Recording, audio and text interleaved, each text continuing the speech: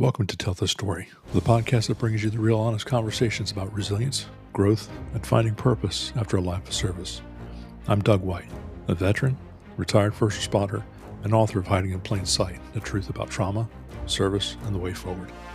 This podcast is a platform where veterans, first responders, and their families share their stories, not just about the challenges, but the strength it takes to overcome them. Together, we explore what it means to thrive, to lead, and to discover a way forward in the face of life's complexities. If you're here to be inspired and empowered, you're in the right place. Let's start the conversation. Welcome to Tell This Story. Today we're joined by Dr. Medina Baumgart, a board-certified police and public safety psychologist with more than 15 years of experience working directly with law enforcement personnel. Dr. Baumgart serves full-time as an embedded psychologist with a large metropolitan law enforcement agency in California. In this role, she provides therapy, crisis response, critical incident debriefings and rollouts, and consultations for patrol and custody units, peer support teams, and chaplain programs. Her areas of focus include retirement, peer support, suicide prevention, critical incidents, and anxiety. She is deeply committed to fostering trust and connection within the law enforcement community, emphasizing that building relationships is the key to encouraging officers to engage with resources available to them. In addition to her professional expertise, Dr. Baumgart brings a deeply personal perspective as the spouse of a now retired law enforcement officer. Her unique lens allows her to understand the challenges faced by first responders and their families on a deeper level. She shares her personal and professional experiences in her book, Surviving Retirement, Finding Purpose and Fulfillment After the Badge. Having had the privilege of reading her book cover to cover twice, I can personally attest to its value as a roadmap for navigating the transition from service to retirement. It's an honor to welcome Dr. Medina Baumgart to tell this story and help share her powerful message. Dr. Baumgart, welcome to Tell This Story. How are you today? I'm doing good. How are you? Thanks for having me. No, thanks for coming on. I am, as we discussed offline, I'm having a bit of a fanboy moment. A big fan of your work. Very, very, very grateful for what you've done and putting out your story with surviving retirement. And as we spoke about, and as any of our listeners know, I have a problem with tabbing my books. So if I lend them out to people, they can just go right to where my thoughts were. Mm-hmm. But anyway, fill us in a little bit about you. Where did you get started in police psychology? My goodness. So I didn't get started in police psychology. I got my undergraduate in psychology and I knew I wanted to do something. And professionally, I knew I had to get my doctorate degree in order to be a psychologist in California. And I took about a year and a half to 2 years off to try to figure out what it was that I wanted to do. I know for myself, I'm not very fuzzy wuzzy, so I couldn't see myself in a traditional private practice setting. I gravitated towards forensic psychology, which is just that combination of the legal system and psychology. I initially started out on the criminal side of things. That's where my initial interest was. And I worked in a jail for about 8 years. And then over the years, interacting with personnel, law enforcement personnel in that environment, and doing that work, working directly with inmates, I kind of started to hit my ceiling in terms of I need something more. I need to grow. I need to learn. I need to keep my brain stimulated, and that environment wasn't doing it for me. And so I figured out, okay, over the next 5 years, I need to make a change. Wasn't sure what that looked like. And an email came out about the position that I'm in now with my law enforcement agency. I wasn't quite sure how I felt about it. I thought it sounded really nice, but I had worked with inmates for so long. And then being married to a cop, I was like, oh, I think I can figure this out. Let's go do this. And I absolutely love it. I've completely shifted my specialty area to police and public safety psychology and sought board certification a few years back. And I feel like this is where I'm meant to be. Have you found that I don't know if I'm using the correct term, but have you found that analyzing cops is easier than criminals? Are we more open? I don't know if it's easier per se. I do like, because again, I'm not very fuzzy wuzzy. I'm pretty direct and I cut right to it. So I think working with cops is a good fit for me That's because I can, appreciated. yeah, so I can cut through the BS and kind of call it for what it is, and and then just do the work that we're there to do. That's awesome. Now your personal experience, you Hmm. mentioned that you were married to a cop. Hmm. If people are familiar with you, they know your husband's name is Tony, and Hmm. he is quite the character. And I only know him He from the is. podcast he did with the Next Shift with Jess, and of course through your book. Um, what in your personal experience have you been able to bring to your professional experience? How has that helped you? So I think like for cops, I think in general, and I see it in my professional practice now with my agency, many of them come into therapy because of relationship problems. That tends to be, there's an ultimatum, the spouse says, I'm going to get a divorce, or you need to go get some help, and they finally come in. So that tends to be the starting point. I think the relationship issues is a byproduct of other things. I think I'm able to, and just the feedback I've received is understand the spouse's perspective and frame it to the law enforcement officer in a way that makes sense. Hmm. And I share as appropriate kind of my personal experience, and then even working with couples too. Like, hey, nobody gives us a manual on how to be married to a Yeah. cop. And we got to kind of figure it out as we go. And so I think being able to connect and bridge those two worlds is helpful for me. Well, I think it's amazing to be able to have a foot in both worlds and to be able to see both perspectives. Now, for you've read Hiding in Plain Sight, Mhm. so that is my story. That's exactly how I came to get help. Yeah. I was asked very very plainly and very matter of factly, and for those who haven't read the book, the way my wife presented it to me was, "Would you go with me to marriage counseling?" And I think any other way, it would not have fallen correctly. And there were some other events that led into that within hours of that conversation. And I think had it been presented to me as you're broken, go get yourself fixed, it would have been a completely different story. Yeah. But so I can see that. I never really, until you said that, I never really imagined that that's the way it would go. I thought it was just me, and I got lucky. Hmm. So it's nice to hear that that's a thing. Yes, it is a Um, thing. One of the things that I found in reading your book and others and in my own journey is that the emotional changes, I don't really want to say emotional changes, but the physiological and neurological changes that occur within law enforcement officers, first responders, and to another degree, veterans and military members. Hmm. I have found, and I now believe this, I didn't before, but in my reading, I have found that these changes are something that cannot be compelled. They are natural responses to unnatural inputs. Can Hmm. you expand on that for the listeners, please? Yeah, absolutely. So I really got to see this firsthand. And again, it's one of those things I knew just from my education, but to see it play out with my husband and have that personal connection, it was a whole different experience. And I think a lot of times, especially within law enforcement and military, that stigmatization of something's wrong with my head, my brain, my Hmm. mind, and realizing that it's so much more than that, and that all of the training and experience really conditions your nervous system for how to be in its kind of baseline state, how to respond to things. And it's an understanding that that's a very necessary process to keep you safe.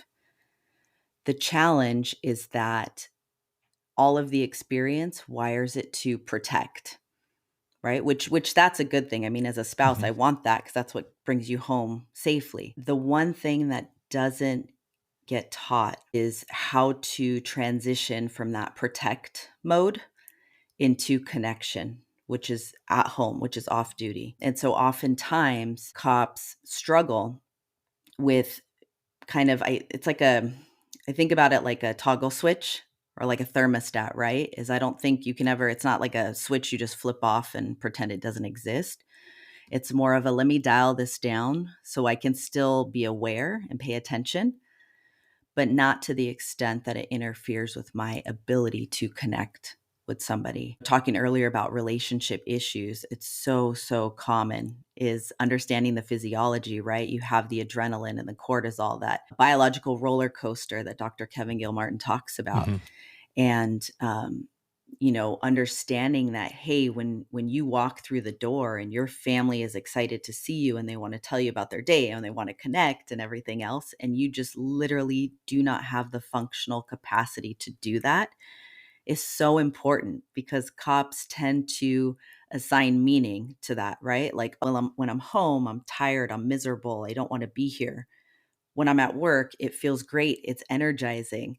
Mhm. I'm the shit. I know my shit. I can respond to anything. And then the brain over time starts going, huh, when I'm home, I'm miserable. When at work, I feel awesome. So home must be the problem. And then that starts this whole cascade of issues and problems. And it's understanding, even for spouses, that, hey, when you walk through that door, it's not just you wanting to be an asshole for the sake of being an asshole. It's your brain literally goes offline. That part that you need to connect to sustain meaningful conversation, you cannot physically access that part until you decompress a little bit. And then the communication piece, that doesn't get communicated coming home, obviously. And so spouses, we tend, like I know I did, I internalized it. Like, did I do something to make them mad? Did I, like, what's going on? There must be something wrong with me. Something else is going on, and just not really understanding that there's so much more to that process. Yeah, that's one of the things that I missed, and there's so much in your response that I want to unpack. And you mentioned Dr. Kevin Gilmartin. Mhm. I had his book on my bookshelf for like 7 years, minimum 7 years. And when I started down this journey and journaling and trying to figure out myself, I was going through the bookshelf and I found this. And I started reading it. And I sat down and I was like, oh my God, this makes sense. That's Mhm. why I did that. That's why I did that. And now that I've seen it once, I see it in so many other books. And it's not an accident because it's the truth. Mhm. So I asked Michelle when I got done reading it, and I sat down and read it in a day. And she got home from work and I was like, where's this book been? I could have used this like 8 years ago. And she Yeah. just laughed at me. She says, you've had it for like 7 or 8 years. It's like, no, I didn't. When did I get this? She says, I bought it. I read it and I told you should read it. And you're like, I don't need that.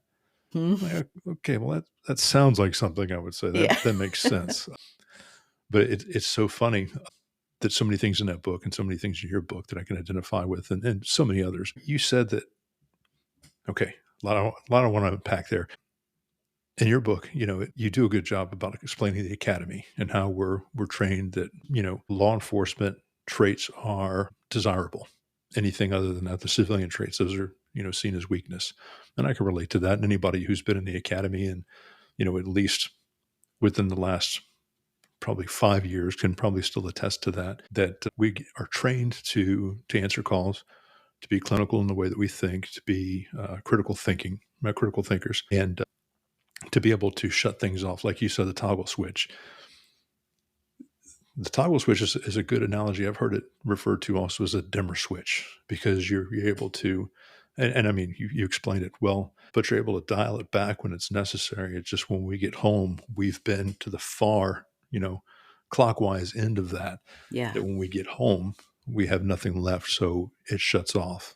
And you did a very good job of, obviously, of explaining that. But my whole point to this is they teach us how to compartmentalize and drive on and do the job, but they do not teach us how to come home. Mm-mm. And many first responders live in the areas that they serve in. So your commute could be an hour, it could be 5 minutes. For me, the district office to the house that we lived in the vast majority of my career was 5 minutes from the district office. When I moved downtown to the training division and, the Homeland Security division, I had about 45-minute commute. So that was fine. But when I was in the most stressful, the patrol positions, it was a 5-minute commute.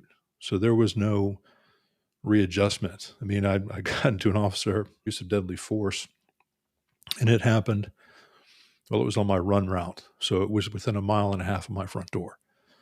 So, you can't turn those things off. And you did a very good job explaining one of the rules that you and Tony have in surviving retirement, the 10-minute rule, or the Mhm. relationship tactical Disengagement. disengagement rule. I love that. Can you explain that for the listeners, please? Yeah, so that was something that we learned after years of, Yeah, again, because they don't give it's us a not, manual. it's written down now, but it Yeah. it wasn't then. Yeah. And it was just, recognizing that when he comes home, And again, back then, we've been together 23 years.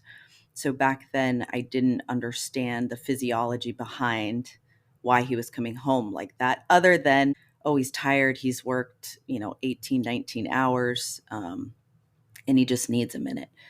And so what we started noticing was that, okay, when you come in, you don't have the capacity to engage.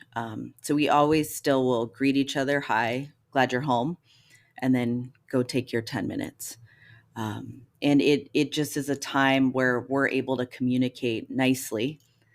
Hey, I had a day. I'm going to need some time to decompress.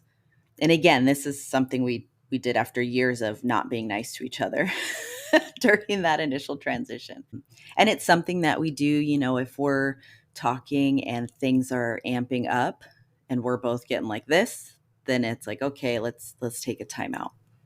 Let's just disengage for a little bit, power down, and then we'll come back to this conversation. But I call that the marriage saver.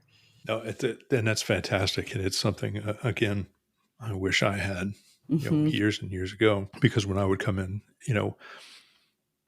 we wear our day on us. We carry it with us everywhere we go. And I've often said that people in the first responder disciplines and the military, we can tell. We read people. It's threat, no threat, good day, bad mood. And it's not fair when you walk in and your spouse has no idea what version of us or you that they're going to get. And I've heard recently, as just a couple of weeks ago, people giving out advice, telling spouses, leave them alone when they come home. They'll come to you. I'm like, what? Hold on. I understand. Mm-hmm. In my experience, that's not a good idea because, like you said, they internalize it just like I do. If Michelle's had a rough day at work and she comes home and is off, and I'm, hey, this is what's going on today, and what do you want for dinner? And stop. You have to process this stuff. And, I also internalized it myself. I was like, okay, what did I do? Mm-hmm. Did I not do this? Did I, is she mad at me? Did I say something about my mother-in-law?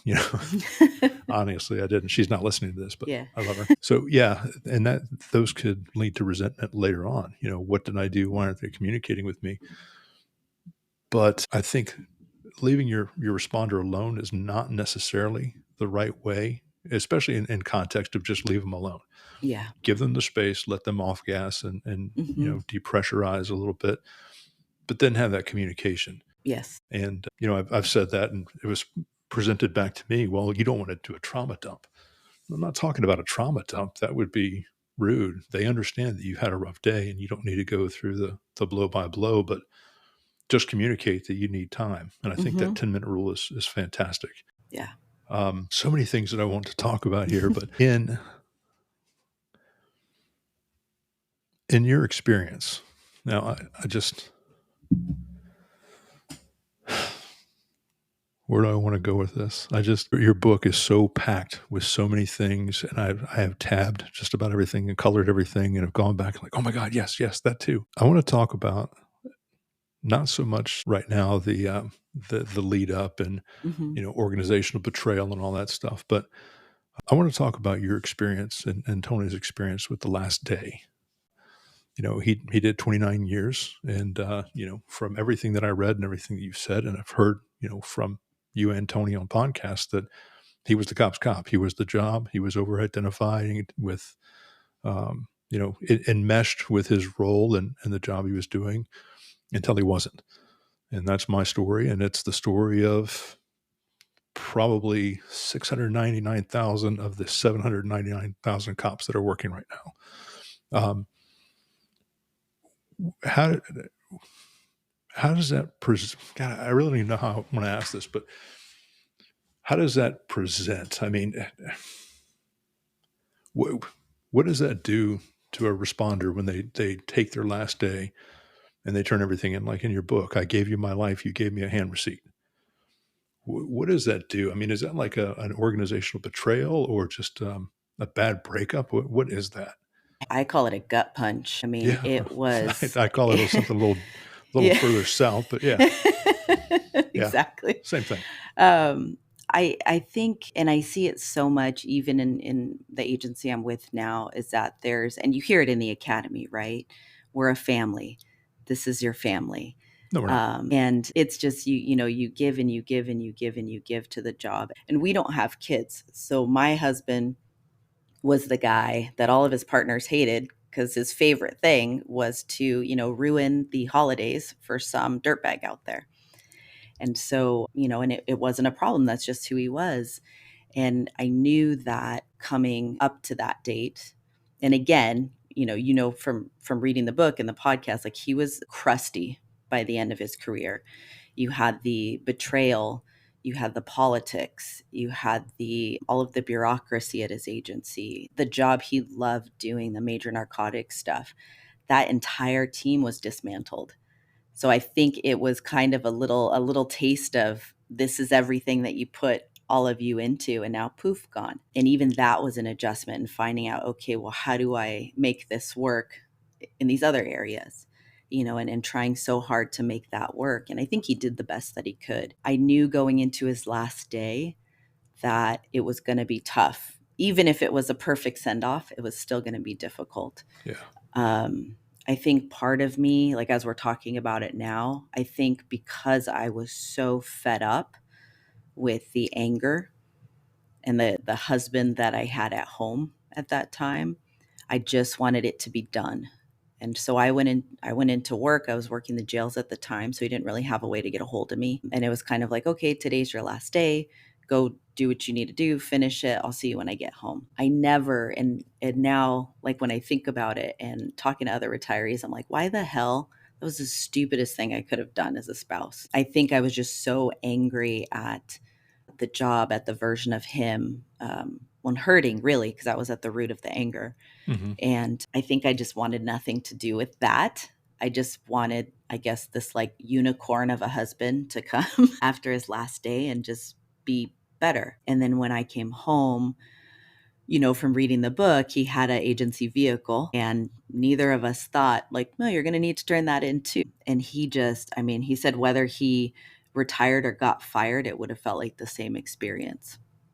And then I felt, when he shared with me that last day, I all of that anger and just doneness that I Yeah. had with him, I like redirected that into like a fireball toward his supervisors, toward his agency. I was so angry. Like, how dare you? This man gave you so much of him that you're going to treat him like this on his last day. And he wasn't the pomp and circumstance guy. He didn't want, the red carpet rolled out. But I'm like, even a simple acknowledgement, like, this is a human being. Yeah. Like, just treat him like a human being, and I was so angry for so long at his agency. And that really, to be quite honest, is what, for me, I went back to my agency and I'm like, what the hell are we doing for our retirees? Because this is terrible for him, for their families. Like, this is, and it's, well, we're not doing much, and it's the law enforcement's a business. The agency is the organization. It's a No, business. we're a family. They told me so in the Yes, academy. they care so much about you, right? When you're Yeah. injured, or, They're our they brothers just, and sisters. exactly. And Um, it just, so many feelings about that last day. yeah, and I can relate 100%. Unfortunately, that is the going story Mhm. for many, many people. Yeah. I mean, I turned in my car and walked past two district offices and three divisions. It's half a mile, Yeah. but you have to walk past everybody in the compound, past their windows, carrying a book Hmm. bag, looking like a dope. And Hmm. I got more conversation out of the manager at the motor pool when I turned in my car about, hey, what's next? And thanks, man, for doing 25 years than I Yeah. did for people who I'd known and worked with. Hmm.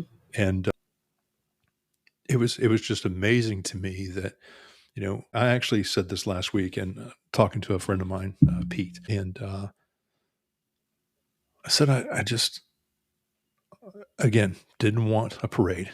And I think most people in the first responder communities don't want the parade. They're uncomfortable with spotlight. but a simple acknowledgement. Mhm. Like when I showed up to turn in my stuff at supply, like, hey, what are you doing here?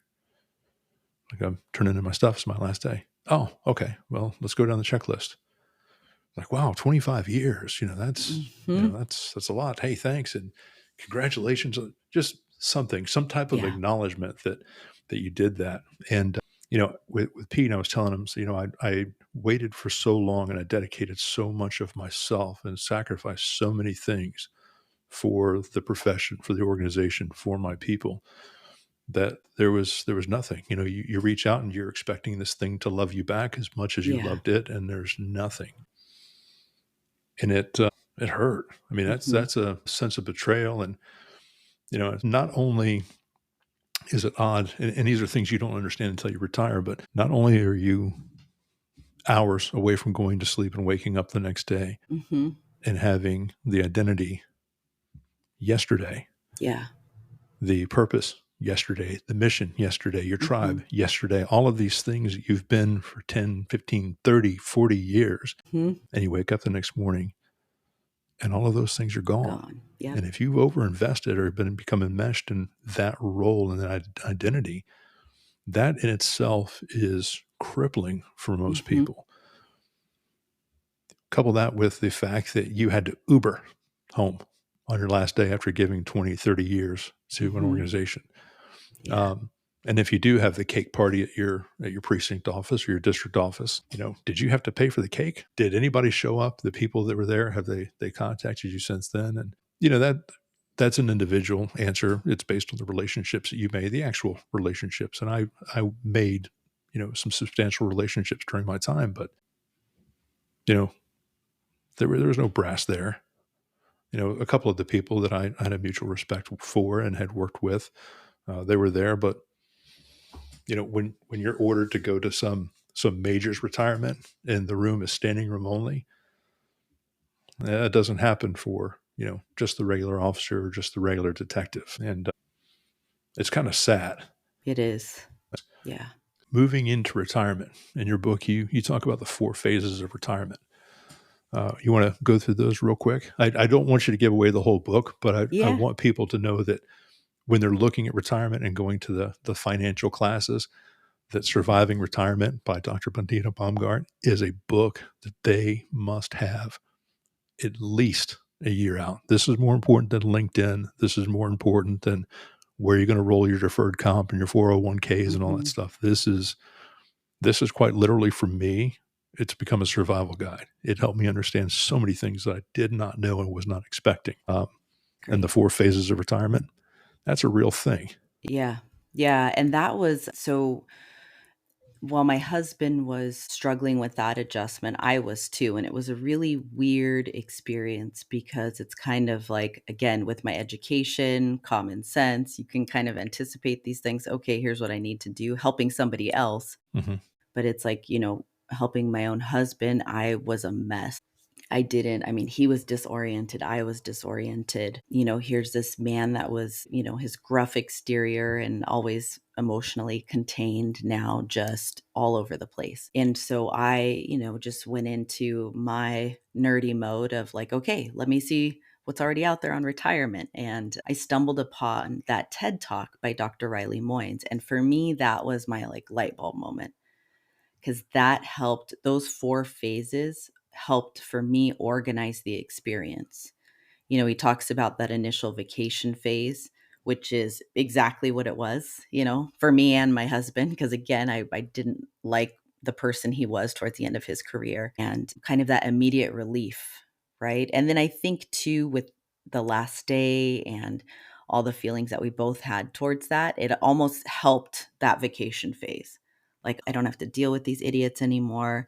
This is so great. He still has to wake up to an alarm clock because I'm still working. But other than that, it'd be like, oh, hey, I think I'm just going to sit in the backyard by the fire pit, have a cigar and a glass of whiskey. Do it. You earned it, And then over time, I want to say for him, it was around like 3 months where he started that kind of was getting old.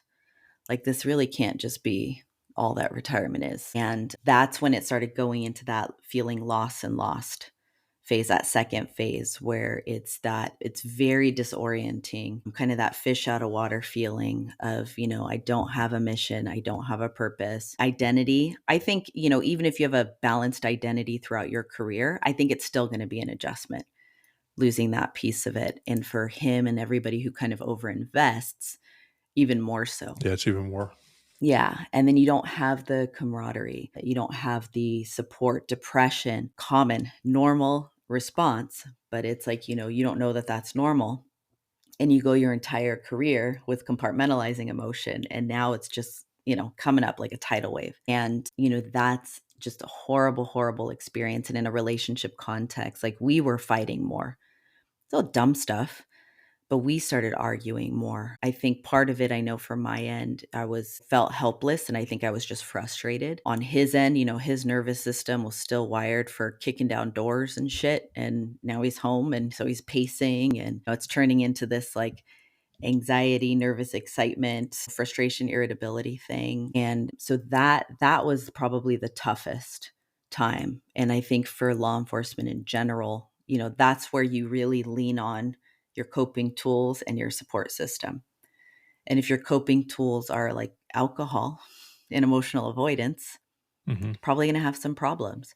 Especially when you have more free time to do those things. Exactly. And if you haven't invested in that support system, because that's an active, intentional process to get a nice, solid support system. If you haven't invested in that, well, guess what? Now you're kind of on your own, working with what you got and just fumbling through it. And I think that's where some get lost.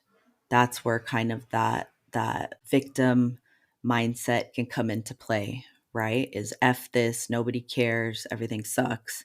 And you just sit there and you spiral. The folks that are able to kind of move out of that into that third phase, that trial and error phase, those are the ones where it's stepping outside the comfort zone, which again, not, top 10 experiences for law enforcement, which is baffling because I'm like, you guys do that all the time. Hey, let's go meet strangers. Let's In go training. to a networking event. Yeah. And that was so frustrating me. So I was looking up retirement stuff and, you're reading generic retirement stuff and it's like, oh, go join these social groups and meet new people. And I'm like, what? No, people are terrible. It's not going to work. So it's kind of trying to figure that out. And I think, my husband, he got into, thankfully for me, like cooking, right? Like smoking and barbecuing and grilling and all that stuff, building things, like it's stuff he would never do, but really starting to figure that out. And that, I think, kind of, he started embracing some of those challenges, and we created a system of things that like, hey, here's some projects, smaller projects, big projects, and it could be flexible depending on how you're feeling that day. And I think ultimately, you get through that phase and then you get to that kind of final, right, the goal, which is the reinvent and rewire. So that new mission and purpose are discovered, those losses are kind of healed and recovered, and you now can kind of continue moving forward. I think, one of the challenges, like the trial and error phase, is which really gets you out of that loss and loss, is that people get frustrated, which is entirely normal, or there's this like unrealistic expectation. I'm going to do this thing one time and that's going to be the thing that's going to, put all the pieces together. And then you're like, what? That didn't work. And it's so easy to just slide back into that, like, yeah, F this. This is stupid. I'm just going to sit here and be miserable. I wonder if that's why people go back to it, because there have been, plenty of people that when they retire from law enforcement, they stick with the auxiliary or the reserve program because they want to keep their certification, or they become a consultant or still teach at the academy because it's familiar. And I can understand that. I've had people say, well, I had to go back to work. I ran out of stuff to do at home. I was like, bro, I can try. I can find a whole lot of stuff not to do at home and not be here. The vacation mode for me, that phase, that was nice. I was able to find some stillness, but then I started getting restless. And the feeling of loss and lost that was a deep, dark time for me. And I had already started journaling and figuring stuff out. And I found that when I was unpacking those things, the compartmentalization, that skill was now rusty. And those hinges were starting to pop off those little boxes.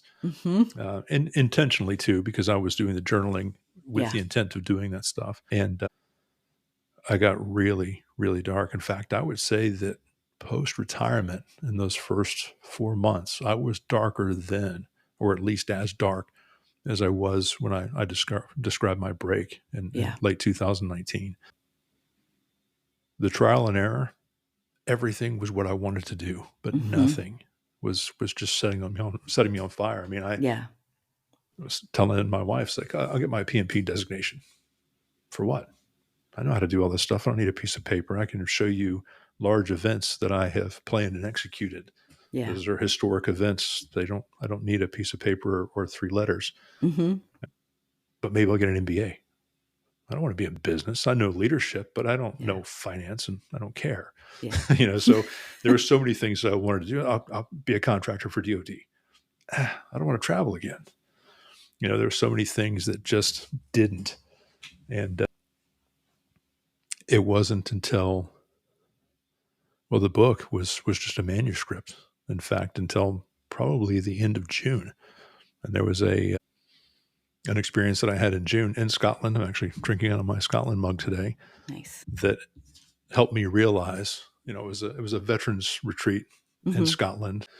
It was a ruck march actually No, it through sounds the Scottish amazing. Highlands. And some of the guys that I met there, immediately I just knew that, we were in the bus going from one place to the other and just Mm-hmm. spending time together.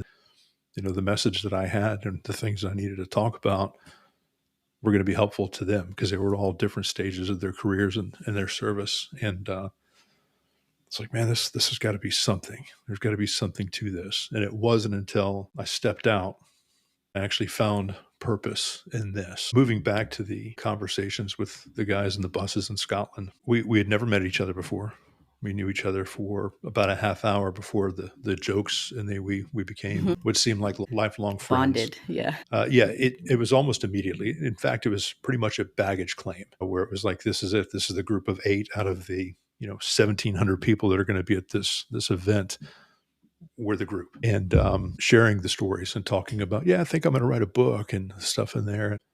With total strangers and guys that I speak to at least weekly now. I think that I found that the level of owning my journey and Mm-hmm. vulnerability, and that was Yeah. the point that I wanted to make. The vulnerability and being able to do that with strangers. Mm-hmm. Um, what do you think the role of vulnerability has to do with us healing ourselves or organizations taking the lead and providing some of this stuff for their officers? Yeah. I think it's a pivotal role. What are your thoughts? Yeah. I mean, it's everything. And it goes into that connecting piece, right? Is all of the training experience as vulnerability is bad. It's either a It's a weakness, weakness. it's going to get you Hmm. killed. And so you're taught and conditioned constantly, and I think about it when you think about the brain and all of the connections that are built through experiences. It's like going to the gym, right? And so if I'm exercising both arms, the muscle group that says vulnerability is bad, it's going to get me killed. That sucker is getting exercised, 1,000 times more than the one that's like, Hmm. it's okay to be vulnerable sometimes, and so it's like we lean on what we know, and when the shit hits the fan, we revert to our training. Well, if all of my training and experience has taught me a vulnerability is bad, it's going to get me killed. That's what we're going to lean on when we're emotionally starting to feel vulnerable, and we'll run from it. And what that looks like is, that could be alcohol or other substances. That could be, outside multiple kind of like meaningless sexual relationships. It could be gambling. I mean, it could be all of these other things that people run from, right? Like, I don't like this stuff. I need to do this. And it's like, as long as you do that, you can't connect with anybody, let alone yourself. And in order to heal, you have to be able to connect with yourself. And then an added layer that makes it tricky, is that you're taught to kind of like white knuckle through the discomfort. Just get through it, just get Hmm. through it, just get through it. And you're uncomfortable, that's fine, but that's not useful now. So you got to put it on a shelf. So it's, you see that come up in terms of the emotional piece of it. And it's like, the emotions are distressing, they're uncomfortable. So I'm going to revert to what I know, and I'm going to run from it. I'm going to try to keep it on a shelf because that's not going to serve me right now. not realizing that if you keep, pretending that you're not impacted by this job of seeing and doing things that are not normal, it's like, what I mean, you're human. You're gonna be impacted, Yeah. and it's uncomfortable. I always say pick your poison. Like, it's uncomfortable either way. So you can continue being uncomfortable and running from it and, you know, losing your shit and whatever. Or you can say, yeah, this sucks, kind of embrace it, right? Embrace the suck and like, okay, let's figure this out. Let's get through this. And at least you have kind of, a proverbial light at the end of the tunnel, so to speak. Yeah, Um, I believe that that is the right answer. I've found that avoidance, something I was very, very, very good at. Um, you can only run for so long. I yeah. mean, at some point, you're going to have to face every bit of it. It's going to catch you, whether it wears you down and you find yourself in the bottom of whatever barrel of vice that you've decided to drown Mhm. yourself in. That's going to run out one day. Yeah. You're either going to get caught or it's going to come with its own consequences. And at some Mhm. point, now you have to answer to what put you there and that itself. And when it comes about, and I've used to tell this to my troops all the time that it's easier. And again, I should preface all this by saying hypocrite. Okay, I learned the hard way. I prefer to do things hard. You can deal with them one at a time as they come in, and it makes them manageable to where you can see them for what they are and be intentional, embrace the suck, and sit with it and move through it. And in that way, you get to choose the venue, the Yes. win. If you avoid it and everything comes crashing in at once, that's exactly how it's going to come in. You're going to have a complete shitstorm that you cannot see your way through. Yeah. And that's going to lead to even more depression, guilt, shame. And again, I'm not speaking clinically here because I am Mhm. in no way, shape, or form qualified to give clinical advice, but I am an expert in what I did wrong. Mhm. And those are all the things that I did wrong. And you're going to have to answer to all of that. When the lights come back on, you're going to be facing yourself in the mirror. Mhm. And you're going to have to atone for every bit of that and own it. Yeah, that's a tough way to go. And Yeah. unfortunately, I did it the hard way. And there's so many others that are doing it the hard way. And I think that having people in your space, authors that are putting that stuff out there, especially we have such a gift in you because we have the professional, educated side of what this all looks like, plus your lived experience of, hey, this is not white coat talk. This is Mhm. this is what it looks like in your living room. And I think that's fantastic. What would you like to get out what would you change? Oof. Because the smirk on your face tells me there's a list. There's lots of lists and things floating around my brain. The look on your face Um, right now says, how can I say this and still keep my job? yeah. I don't have that problem. Yeah. So I know. it's wonderful. Um, yeah, I think especially nowadays, I think, everywhere I look at just general well-being and setting the stage and we talk about retirement. And I think, initially setting out to write the book and reflect on those experiences, I was focused on, okay, guys and gals, like 3 to 5 years before you retire, you need to start putting these things in place. And I've received feedback time and time again of like, no, these things need to be put in place like day one. All of these little bits to kind of make that transition easier.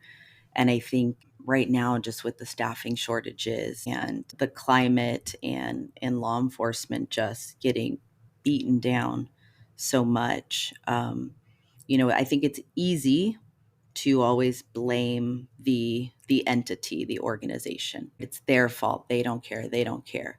And I think there's always things that organizations could do better. But I also think and I see this where it's all of those eggs get tossed in that basket and officers find themselves just suffering, waiting for this organization, this thing to magically solve all their problems. And so they carry this anger and this, well, if the organization doesn't care, then fuck it. And I'm like, well, but what about you guys? Because you guys are treating each other like garbage right now, talking about this and doing about this. Why not like, hey, partner, how are you doing? Why Whoa, not? that's Yeah, vulnerable. I know, We don't right? talk about that. Exactly. Hmm? And it's just, kind of reclaiming that piece and rewriting it. And will it solve all of your problems? No. There's still going to be aspects of the organization, the environment, the politics that are never going to be 100% of the time. But to think that you cannot reclaim a little bit of that Mhm. yourself and your partners, I think you're missing out on an opportunity there. I would agree Um, with that. I I would like to say that it's the obligation of leadership, and mhm, uh, from a business standpoint, mhm, it is the obligation of leadership to set the tone for the culture of the organization. mhm. Hard stop. Yeah. They have to be able to translate that into words and communicate it directly from them to the rank and file. This is a top down. My standpoint or my vantage point from this is it's top down, bottom up. Every level of leadership and every level of employee has to understand that one, and when they decide that it's time, the opportunities are there. There's a culture there that is safe enough to where they can raise their hand and say, I need help. And, the organization that I formerly worked for, they have an EAP, they have a resiliency program, they have, the traveling teddy bear and the Mhm. bracelets for Mental Health Awareness Month. They have all of the things, but they did not have a culture where it was okay not to be okay. They'd say it. And I want to believe that there was positive intent there, but I feel that they were looking more towards running the business of law enforcement and enforcing rules than they were the health and well-being of their personnel. And I don't think it was an intentional act, like, Yeah. screw these people or anything like that. I think it was Mhm. just a missed opportunity. Yeah, Um, I would agree. there's in Florida, there's legislation that PTS is now a workman's comp. It could be Mhm. a workman's comp Presumptive. claim, and it's Mhm. very, very narrow. You Yeah. have 1 year from a qualifying event to make a claim. Well, sometimes it could be months, it could be years before you realize that PTS is an issue, or to be Yeah. able to put it back to one event. Like for me, I didn't have an answer for any of the things I was experiencing because I had as Dr. Chris Free calls it, the constellation of illness and injury. And you even refer to it in your book that I even tabbed it on page 34, Mhm. that you talk about all the physical pain, the bad back, getting in and out of the patrol car, carrying a gun belt, wearing body armor, having to do all of these things over the course of your life that, oh, I have a bad back. My knees hurt. Okay, well, that's carrying a gun belt. No, my body's not healing because I have to keep a physical standard so I can survive a physical encounter. I'm sleeping 3 hours a night. My body's not healing. My brain is not healing. My testosterone is low. My estrogen is low. My this, my that. Mhm. Sleep apnea at 32 years old when you have no respiratory issues or Mhm. obesity. What are all of these things? Well, it creates a doom loop that you don't understand because you just think they're individual problems. And you can't attack them because, well, you're not aware that they all feed on one another. Mhm. And because of that, you're like, PTS, what does that have to do with any of this? I Mhm. get sad in the summertime. Yeah. Why? Well, I don't know, because normally I like Christmas and I just run so hard and I burn myself out every summer. Yeah. Because we're moving goalpost to goalpost. Yeah. There's no path to career progression. It's Mhm. just you're only as good as the last time you effed up. Yeah. So you just try not to F up. Yep. And it's amazing that I think the administrators and executives aren't looking at that. And I agree with you 100%. These kids in the academies, they need to be front loaded, that these are the things you're going to expect. It does not mean you're weak. It does not mean you're less than. These are neurological changes and physical changes that Yeah. cannot be compelled. Yeah. Expect them. Here are the tools to mitigate them. And I think one of the things that you and Jess talked about in Next Shift was one day this is all going to come to an end. Mhm. It may not be at 30 years or 20 years. It may be after a horrific car crash that you're lucky enough to walk away from, Mhm. but you're not going to return to full duty. I think they need to understand, and that's probably going to hurt recruiting and retention. But I Yeah. think, going to one of the things that you point to, the importance of building the relationships and being trustworthy, being an organization that is worthy of trust to when personnel come there and say, hey, I have a problem, knowing that they're going to be safe and taken care of. I think that would solve a lot of the retention issues and the early retirements and the the long walk on the last day that Mm-hmm. Tony and I and so many others have experienced. Yeah. Where do we start all of that? I mean, you have a laundry Mm-hmm. list of stuff. I just spouted off of a bunch of stuff. I mean, where does that even start? Is that agency individual with, the 18,000 law enforcement agencies in the country, or how do we do this? Man, I think, a lot of it goes to, I think education is paramount. And I'm not talking about, because I think the tendency, and I see it even where I'm at sometimes, is like, oh, people are having an issue with managing stress. Let's put together a class.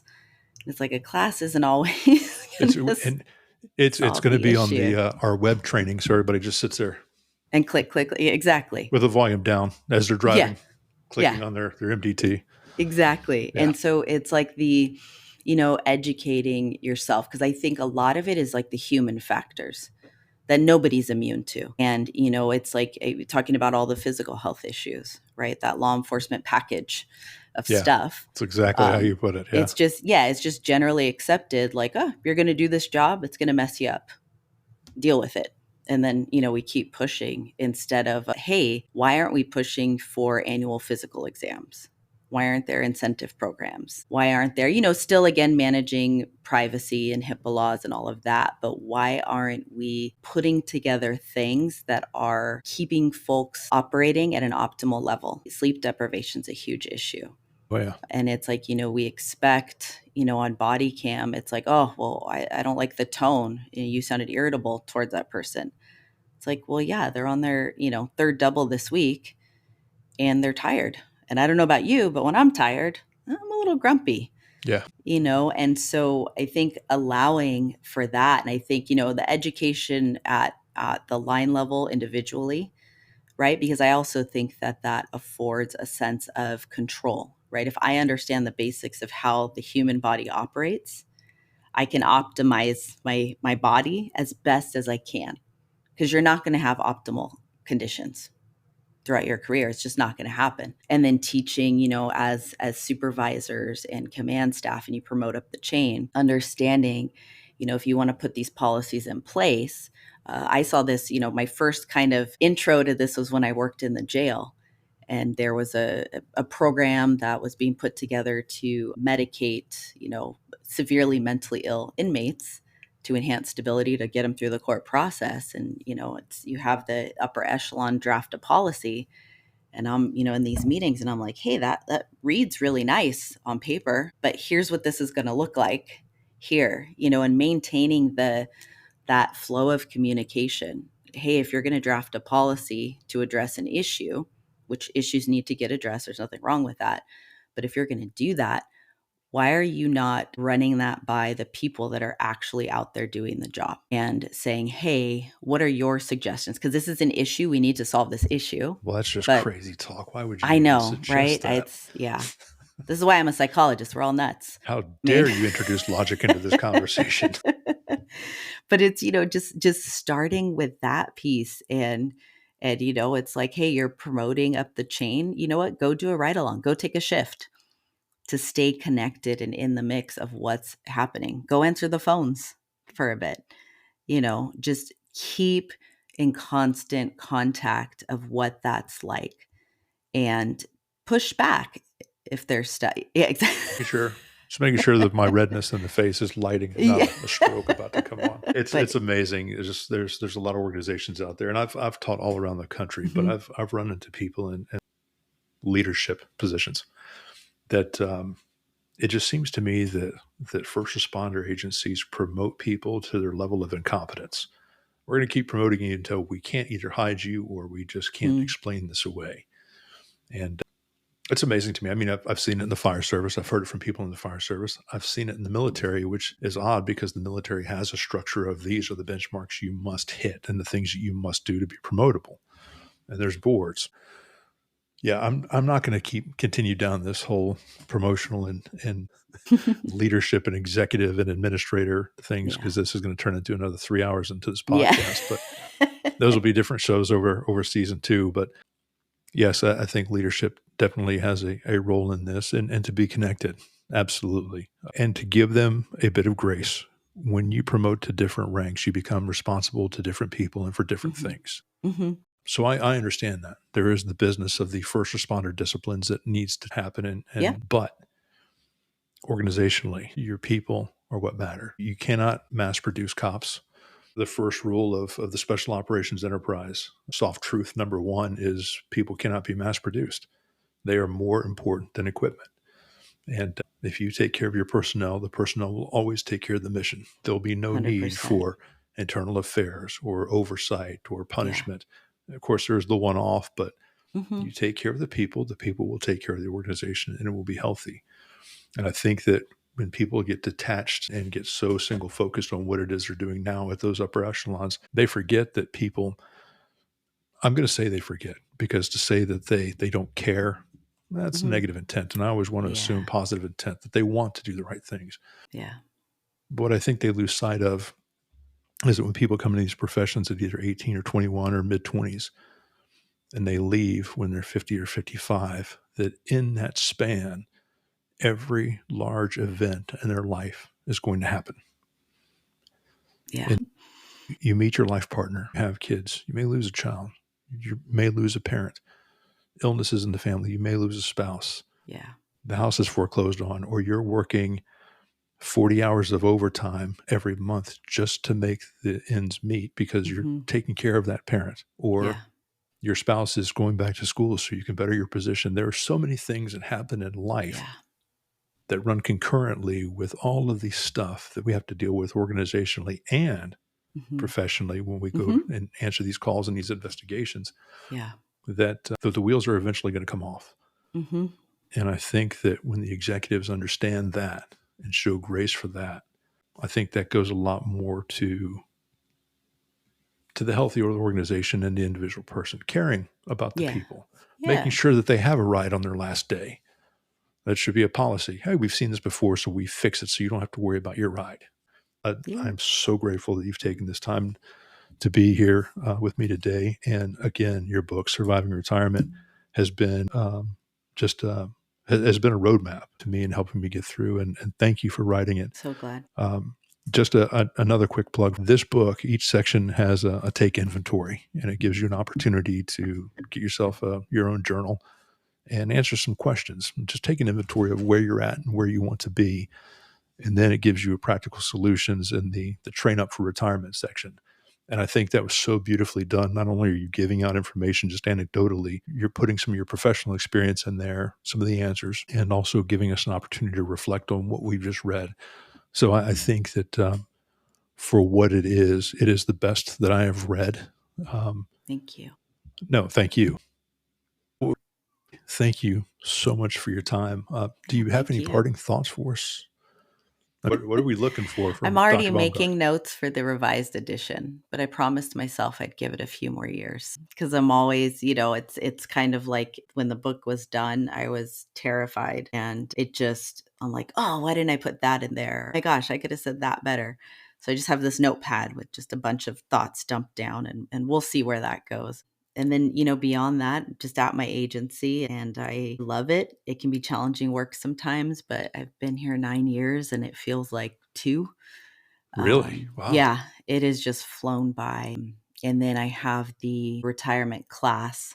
So my husband and I would go around locally just because I'm working full time and I can't fly all over the place. And my husband hates airplanes, so it's a whole separate issue. But we put the class on my website. It's an on-demand class. You pay for it, kind of take it at your pace, take it with your spouse. I would say, in terms of parting thoughts, is that like whether it's getting through your career, getting through, like you said, those major life events that happen throughout a law enforcement career, getting through retirement, it's that, you cannot do that alone. I think it's impossible. And if you do, you're probably going to be really miserable Yeah.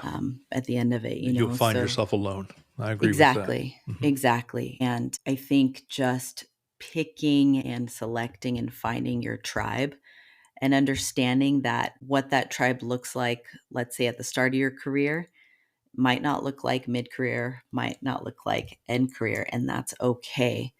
But it's maintaining that constant perspective of just change and growth and just remaining humble in terms of, I always say I hope to goodness I never get to the point where I think everything's perfect and I know everything, because I'll be terrified. Yeah, it just means you missed something. Exactly. So it's kind of just this constant reflection. And every year towards the end of the year, I just, talk about taking inventory. I do the same thing and I look at professionally, okay, where am I? What do I want to do? What do I want to accomplish?